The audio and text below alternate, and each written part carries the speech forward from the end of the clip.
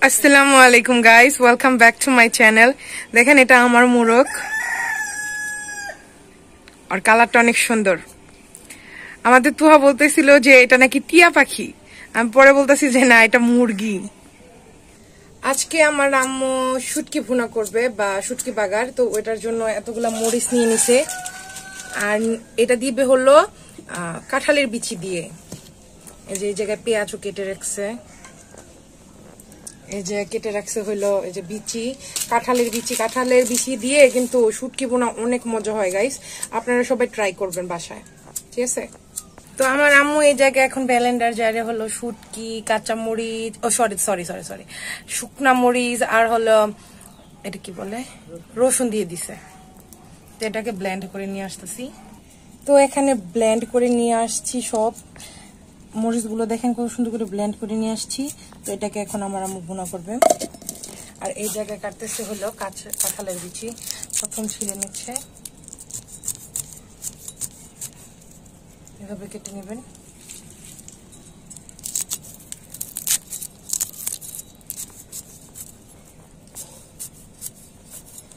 পরে এটাকে আবার রান্না করবে। এই জায়গায় রান্না করা হচ্ছে ভাত। তো ভাত আগে বসায় দিছে, এখন শুধু শুটকি ভুনাগুলো করবে। ও আরেকটা কি রান্না করবে, গরুর মাংস দিয়ে পেঁপে না, তো এটাই। তো এই জায়গায় অল্প করে গরুর মাংস নেওয়া হয়েছে, কারণ এটা পেঁপে দিয়ে রান্না করা হবে তার জন্য। এই জায়গায় এখন হচ্ছে পেঁপে দিয়ে গরুর গোশত রান্না করার ইয়া চলতেছে। অনেক তাপ, আগুন অনেক বেশি, কাছেই যাওয়া যাচ্ছে না। এখন গোশতগুলো দিয়ে দিচ্ছে করার মধ্যে, অনেক আগুনের তাপ, তো তার জন্য সব জায়গায় লেগে যাচ্ছে।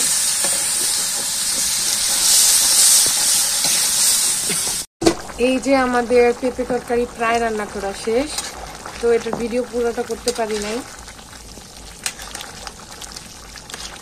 গ্রানটা জাস্ট ওয়াও, অনেক সুন্দর হচ্ছে গ্রানটা, খাইতেও মনে হইতেছে ভালোই হবে। তো আরেকটু পরে দেখাবো আপনাদেরকে এই যে শুটকি দিয়ে বিচি দিয়ে যে একটা ভুনা করে না, শুটকি ভুনা বা শুটকি বাগার, ওইটা।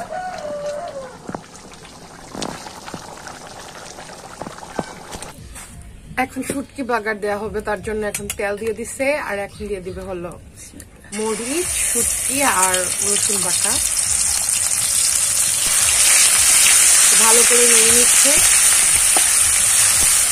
ওয়াও, অনেক সুন্দর একটা স্মেল বেরোচ্ছে আম্মু। কিন্তু এটা বেশিক্ষণ শুকতে থাকলে কাশি এসে পড়ে।